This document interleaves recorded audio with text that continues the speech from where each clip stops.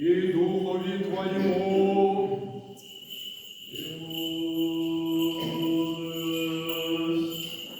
Прокимен глас шестый, спаси, Господи, люди Твоя, и благослови достояние Твое.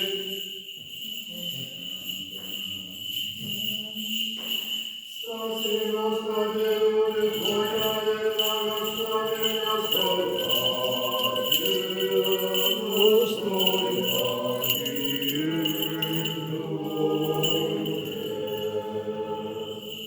Тебе, Господи, воззову, Боже мой, да не примолчише от меня. Спаси, Господи, люди Твоя, и благослови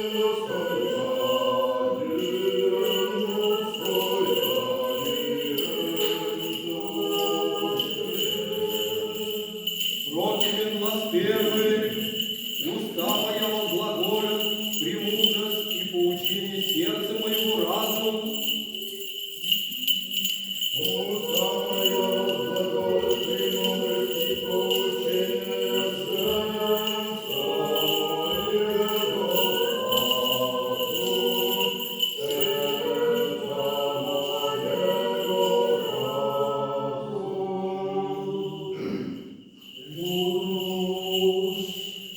Тимофею, послание святого апостола Павла, чтение.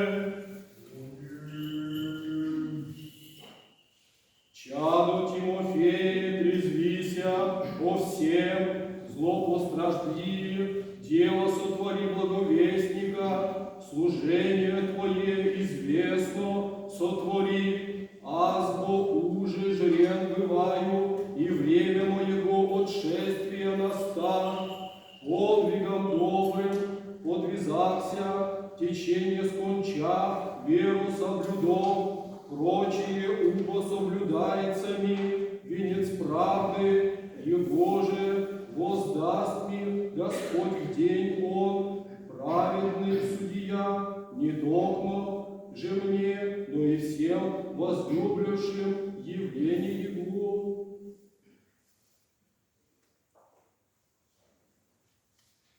Братья, блюдитеся, да никто же вас будет, прельщая философию и тщетную лестью по преданию человеческому, по стихам мира и не по Христе, яко в том живет всяко исполнение божества телеснее, и да будете в нем исполнении, и же есть глава всякому началу и власти, по нем же и обрезание бысте, обрезанием нерукотворенным, в совлечении тела греховного плоти, во обрезании Христове, спогребшися Ему крещение, о нем же и совостасти верою, действом Бога, воскресившего Его из мертвых.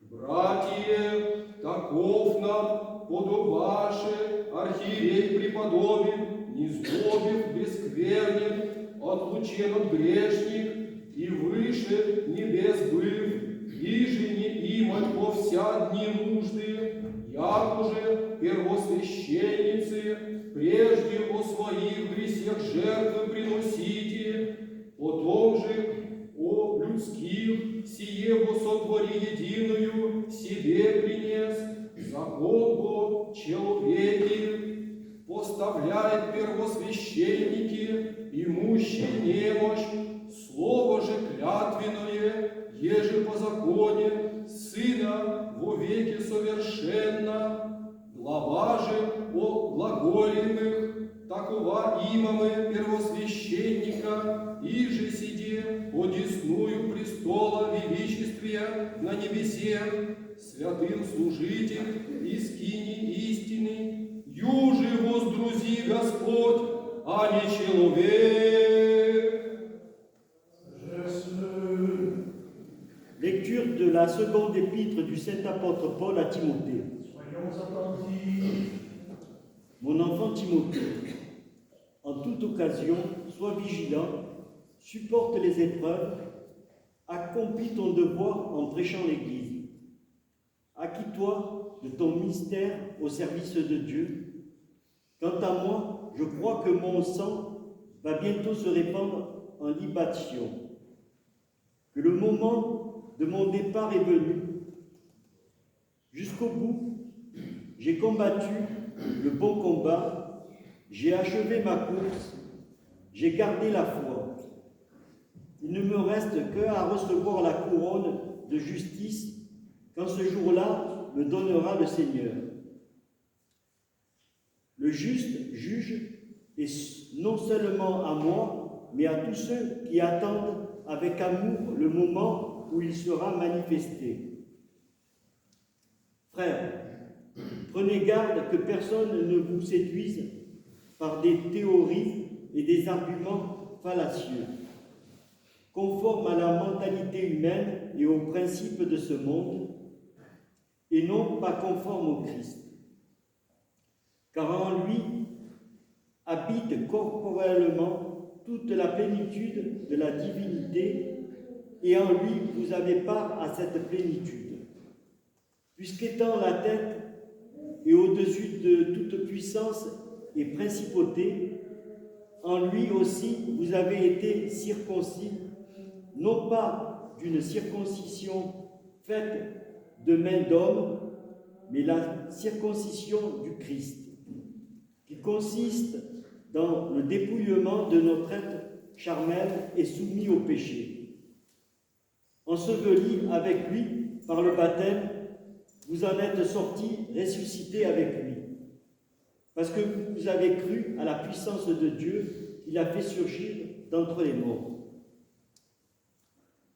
Frères, tel est précisément le pontifice qu'il nous fallait. Saint, innocent, immaculé, séparé désormais des pécheurs, élevé plus haut que les cieux, un pontife qui n'ait pas besoin, comme le grand prêtre, d'offrir chaque jour des sacrifices, d'abord pour ses propres péchés, ensuite pour ceux du peuple, car cela il a fait une fois pour toutes, lorsqu'en sacrifice, lui-même il s'est offert. La loi de Moïse établit comme grand prêtre des hommes sujets à la faiblesse, mais le serment de Dieu prononcé par la loi établit comme grand prêtre le Fils, parvenu à l'éternité, à la perfection. De ce qui vient d'être dit, le point capital est celui-ci. Nous avons un pontife de telle nature qu'il est assis à la droite du trône de la majesté divine dans les cieux, et là, il accomplit son mystère, non plus dans le tabernacle dressé par les hommes, mais dans le sanctuaire véritable érigé par le Seigneur.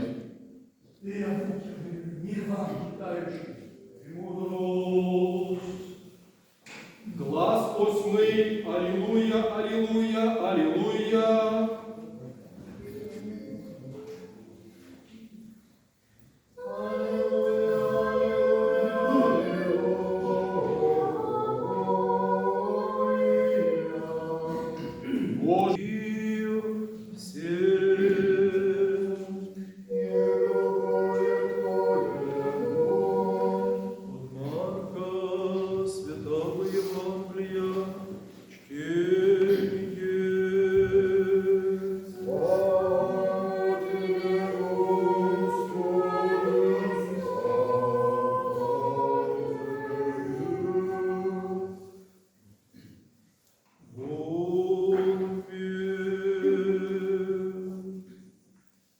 Зачало Евангелия Иисуса Христа, Сына Божия, якоже есть писано во пророцах, ся спосылаю ангела моего пред лицем моим, и же уготовит путь твой пред тобою, глас вопиющего в пустыне, уготовите путь Господень, правы творите стези Его, бысть Иоанн, крестяй в пустыне, и проповедуя крещение покаяния во отпущение грехов, и пригождаша к нему вся иудейская страна, и иерусалимляне, и крещакуся все во Иордане лице от него, исповедующие грехи своя, беже Иоанн, ополчен гласа вельбодужди, и поясно смех по чреслах его, и яды Акриды и мед дивы, и проповедуша глаголя, грядет крепли меня во след меня, ему же несть достоин, преклонься, разрешите ремень сапог его, аз убог крестих вы в воде, той же крестит вы Духом Святым.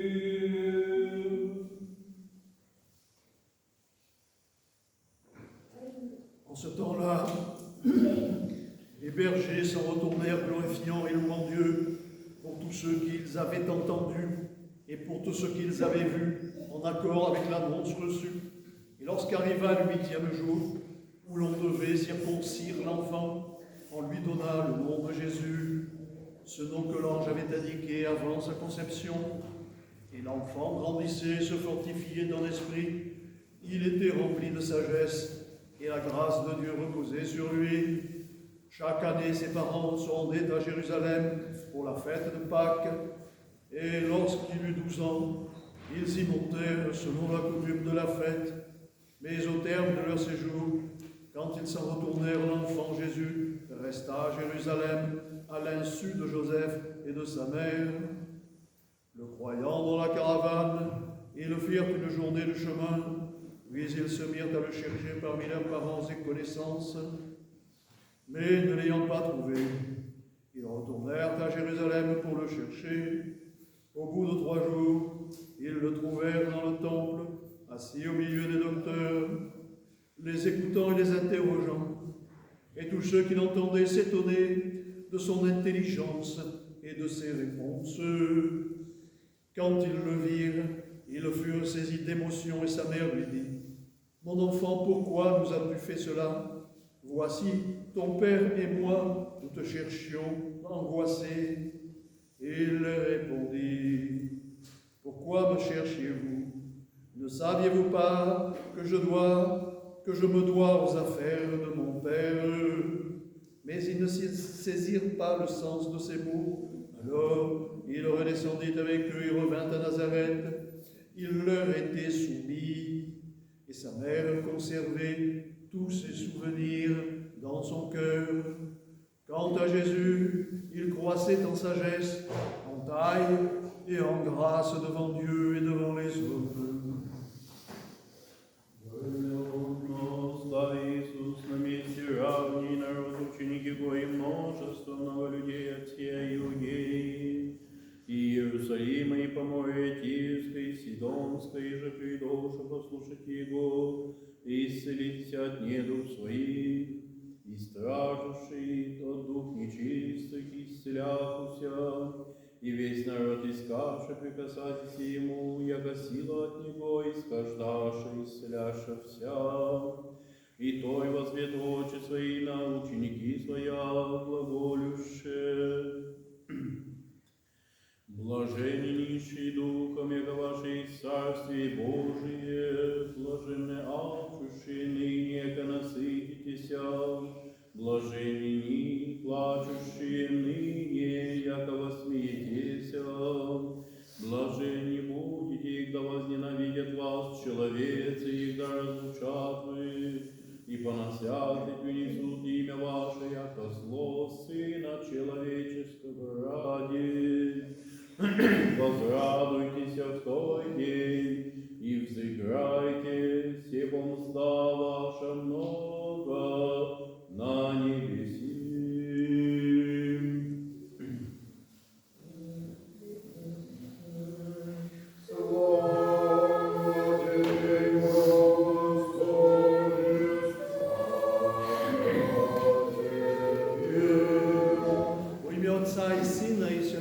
Amin, au nom du Père, du Fils et du Saint-Esprit. Amin. Nous sommes encore, vous voyez, tout en blanc, et nous sommes encore tout entiers dans la lumière de la Nativité que nous avons célébrée il n'y a pas longtemps, et nous allons continuer à célébrer dans ce blanc de la lumière de la résurrection, la lumière du Christ, de toutes les fêtes du Christ. Toutes les fêtes du Christ sont célébrées en blanc, c'est sa lumière, c'est la lumière qui émane de la lumière incréée. Et nous allons continuer jusqu'à vendredi, la fête de la Théophanie. Alors nous avons célébré, plutôt les catholiques romains célèbrent l'Épiphanie distinctement de la Nativité, et nous célébrons tout en même temps. Nous avons célébré l'Épiphanie le jour de la Nativité du Christ. Épiphanie, et nous allons célébrer la Théophanie dans quelques jours, vendredi prochain. Théophanie, Épiphanie, ce sont deux mots pour signifier la même chose, c'est-à-dire la révélation divine. Théophanos, c'est la manifestation divine. Et elle se passe de façon différente lors de l'Épiphanie, l'adoration des mages. Ce sont les mages, ce sont des gens particuliers, on en a parlé lors de la fête de la Nativité, mais qui ont une connaissance particulière, une place particulière, qui viennent reconnaître le Christ comme Dieu et comme roi. Et puis dans quelques jours, nous célébrerons la Théophanie, où le Christ sera manifesté, Fils de Dieu. Donc je l'annonce déjà, il y aura ici vendredi la liturgie de la Théophanie, jeudi soir les vigiles de la Théophanie, et vendredi matin la liturgie de la Théophanie, avec le bain de la Théophanie bien sûr. Mais que ceux qui travaillent le vendredi ne s'inquiètent pas. Nous répéterons cette fête dimanche. Dimanche aussi, nous célébrerons à nouveau la Théophanie, comme il se doit, car tout le monde ne pourra pas forcément se libérer. Et tout ça, c'est une seule et même fête. Comme après Pâques, pendant toute une semaine après Pâques, il y a la semaine lumineuse. Après la Nativité, il y a cette joie de la Nativité, cette lumière dans laquelle nous baignons tous ensemble. Et nous confirmons, aujourd'hui l'apôtre Paul nous le confirme encore, la particularité de cette fête, c'est l'incarnation. Alors, on parle de Dieu, on parle de l'Esprit Saint, mais dans ce qui a d'importance, c'est son incarnation, il faut parler de la chair aussi. Et c'est ce que rappelle l'apôtre Paul dans l'épître de ce jour, car en lui habite corporellement toute la plénitude de la divinité. Prenez garde que personne ne fasse de vous la proie des philosophes par une vaine tromperie s'appuyant sur la tradition des hommes et rudiments de ce monde et non sur le Christ, car en lui habite corporellement toute la plénitude de la divinité. Ça veut dire que l'apôtre Paul nous dit qu'il ne saurait y avoir pour l'homme de plénitude sans la corporéité. Alors c'est un peu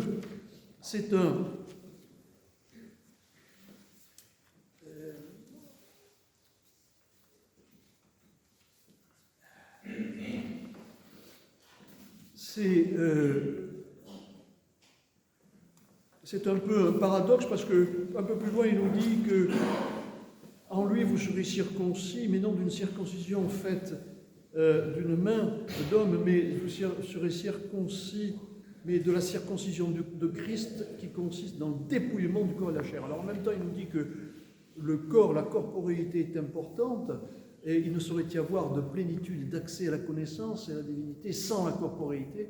Et en même temps, il nous dit qu'il faut se dépouiller du corps. Alors, c'est quoi? Le corps est important, le corps n'est pas important. Le corps est très important. Mais il faut se dépouiller de l'enfermement dans le seul corps. Le corps n'a de sens que comme vase d'élection de l'Esprit Saint.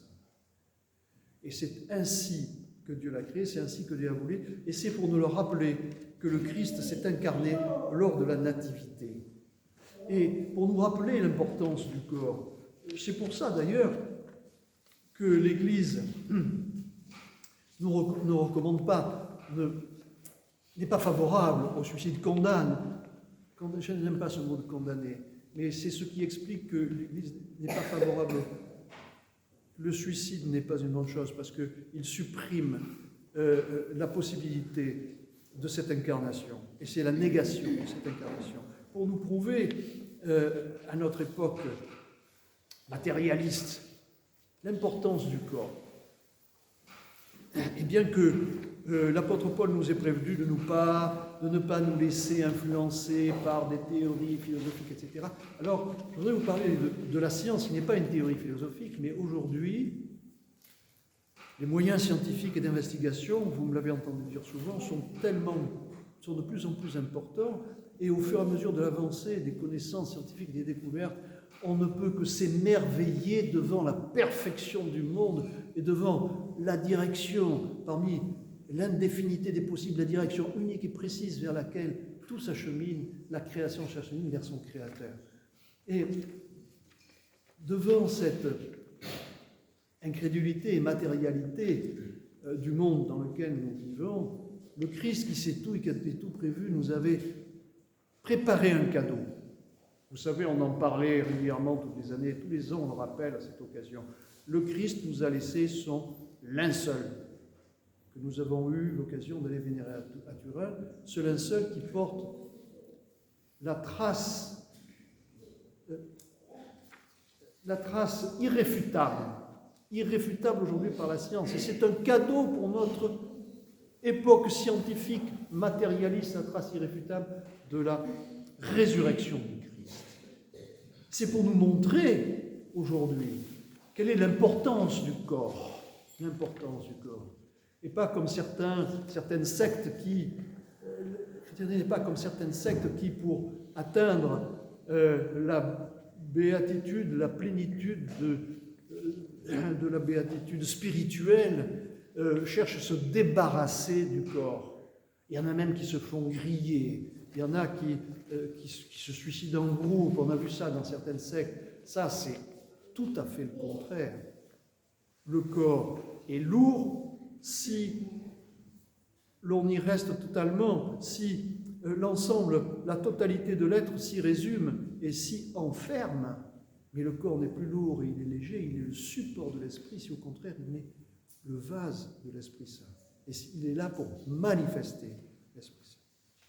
Alors, aujourd'hui l'Évangile devrait nous parler de la fête du jour qui est la circoncision du Christ. Or, il en parle très très peu, il n'en parle pratiquement pas. Alors, cet Évangile le dit simplement, le 8e jour auquel l'enfant devait être circoncis étant arrivé, on lui donna le nom de Jésus, nom qui avait été indiqué par l'âge, etc. Point. Et on passe à autre chose. Or, l'enfant croissait, se fortifiait, on nous raconte autre chose. Qu'est-ce qu'on nous raconte? Eh bien, cet évangile qui passe rapidement sur la circoncision. La circoncision, encore une fois, c'est un acte dans la chair, et c'est pour encore confirmer l'importance de la présence de la chair, qui ne doit pas être reniée et rejetée, mais transformée. Et ce que l'Évangile nous raconte, c'est la croissance, c'est l'histoire de la croissance du Christ, et c'est encore une fois un des aspects de la révélation, cette révélation dont on parlait, la révélation au moment d'une théophanie, au moment de la nativité, il y aura l'épiphanie, la théophanie, c'est encore une révélation de la divinité du Christ. Elle nous raconte comment le Christ, à 12 ans, dans le temple de Jérusalem, tenait tête au docteur et enseignait. Le Christ, à 12 ans, enseignait déjà à Jérusalem. Et dans ce fait-là, c'est encore un élément de la manifestation de la divinité du Christ. Et c'est ça qu'il faut retenir. Alors, ce qu'il faut retenir dans tout ce que nous raconte l'apôtre, ce que nous raconte l'Évangile, c'est que la circoncision, c'est secondaire. Ce qui est important au cours de cet Évangile aussi, c'est le Christ enseigne, mais aussi il dit à ses parents qui viennent le chercher, sa mère lui dit « Ah, il y a ton père qui se fait du souci et ta mère. » Il dit « Attention, ne saviez-vous pas que je me dois aux affaires de mon père ?» De la bouche du Christ, on a la révélation de la vraie paternité. La vraie paternité, c'est la paternité spirituelle. Voilà ce que nous dit cet Évangile. Encore une fois, en cohérence avec ce que dit l'apôtre, en cohérence avec ce que nous venons de dire, c'est que ce n'est pas la paternité corporelle qui est importante, c'est la paternité spirituelle.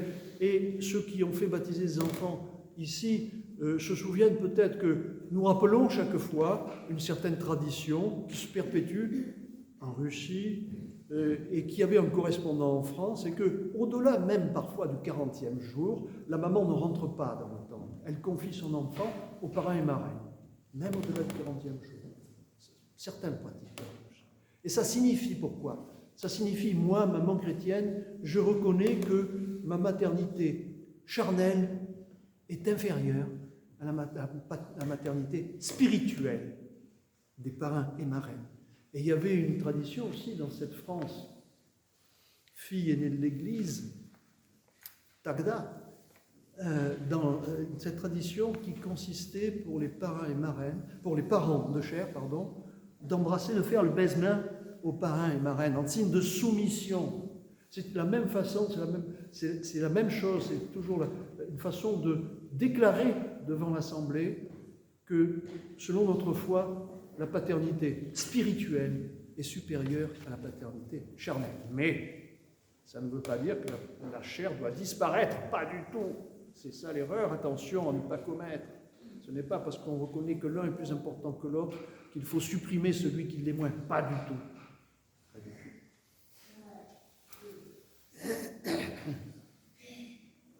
Et cet élément très important de la supériorité de la vie spirituelle par rapport à la vie matérielle, qu'il ne faut pas encore une fois anéantir ou réduire, mais qu'il faut réordonner dans le sens où la vie matérielle pourra pleinement servir à 100% au projet du Christ, au projet de Dieu sur l'homme, à la vie spirituelle. Eh bien, le premier évangile que nous avons lu, l'évangile de Marc, nous dit exactement la même chose. Si vous avez remarqué, l'évangile de Marc nous parle déjà par anticipation de la fête de vendredi, de la théophanie et du baptême du Christ. L'évangile de Marc nous dit, mais au commencement, nous dit que, selon ce qui est écrit dans Isaïe, le prophète, « Voici, j'envoie devant toi mon messager qui préparera ton chemin. » L'évangile de Marc ne nous parle pas de la circoncision, ne nous parle pas de tout ça. L'évangile de Marc ne nous parle pas de la nativité. L'évangile de Marc commence. Ce que nous avons entendu ce matin, c'est le premier chapitre de la première section de l'évangile de Marc. Le début de l'évangile de Marc. Commencement de l'évangile de Jésus-Christ, écrit Marc, fils de Dieu. Et il commence au baptême. Il ne commence pas à la nativité. Il ne parle pas de la nativité. Marc est le seul des 4 évangélistes qui fait commencer l'histoire du salut au baptême, à la théophanie. Alors c'est dans la cohérence de ce qu'on vient de dire. Non pas qu'il rejette la nativité, non pas qu'il rejette la conception du Christ, non pas qu'il rejette la circoncision. Non, mais il dit, ce que dit Marc, c'est il met l'accent sur la prépondérance et l'importance de la vie spirituelle. La manifestation du Christ commence pour Marc à la théophanie, au baptême du Christ, c'est-à-dire à la réception de l'Esprit Saint. Eh bien, c'est à cette fête que nous devons nous préparer dans la joie de la nativité. C'est à cette fête que nous devons nous préparer, nous souhaitons les uns les autres, vous êtes tous là, les bonnes dispositions, de présenter les bonnes dispositions pour être prêts à recevoir l'Esprit Saint, le don de Dieu.